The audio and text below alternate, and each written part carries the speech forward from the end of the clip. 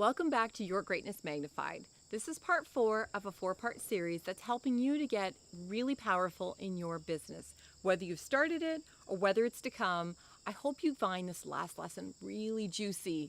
And that is about diverse revenue streams. Because you see, one of the things that I hear from folks who have businesses is that there's only so much of them, that they're tapped out on their time. And it's so true. If your entire business is built on you providing direct service, there is an absolute limited capacity that you will reach.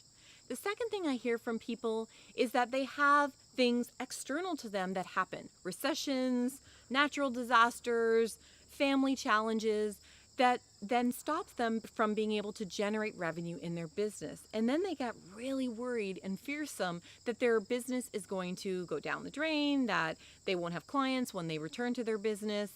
So this suggestions that I'm providing here will help you to recession-proof, life-proof your business.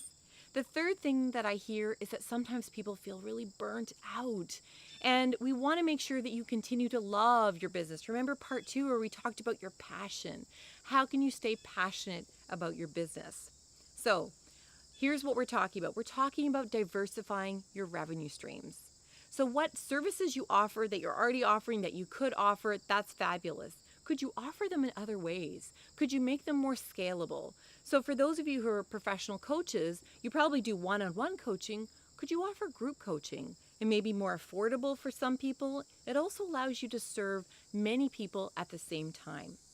The second thing that I encourage you to think about is what's your intellectual property and how can other people bring that into their organizations or into their businesses that allows them to be successful and also allows you to license the things that you do so incredibly well.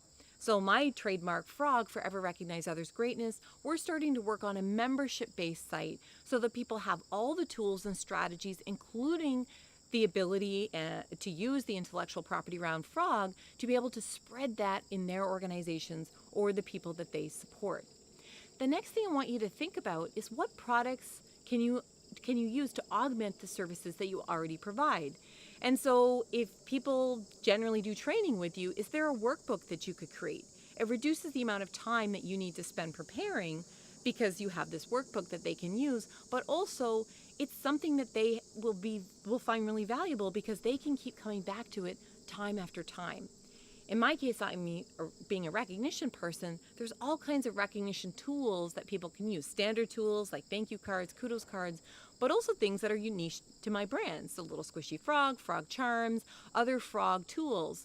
So what is your intellectual property? How can you build it out so that there's products that people can use to keep using and leveraging your intellectual property in ways that help them to be more successful as well as the people that they serve?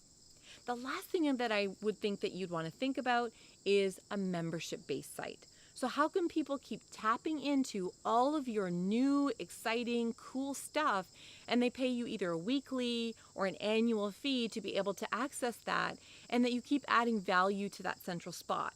That really helps you to scale out your business so that you don't have to be making money just every time you show up at the front of the room or every time that you produce a white paper. How can you be able to have folks who are committed, who love your stuff, you keep serving your people, and that you do it in a way that so many more people can tap into that as your business grows? Because one of the questions that people get very fearful about when they start to think about just how awesome and how powerful their business is what's the first thing that would break if your business grew 10 times overnight? Well, that's how you need to scale up your business. Whatever would break, how do you build it into a scalable system? I hope you have enjoyed this 4-part series.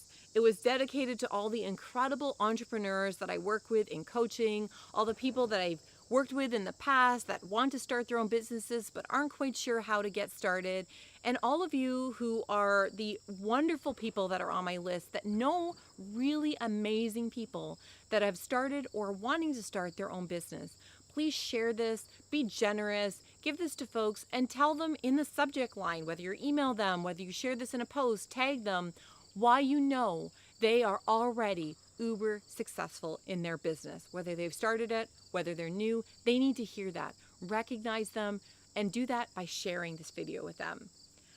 Be well and be great.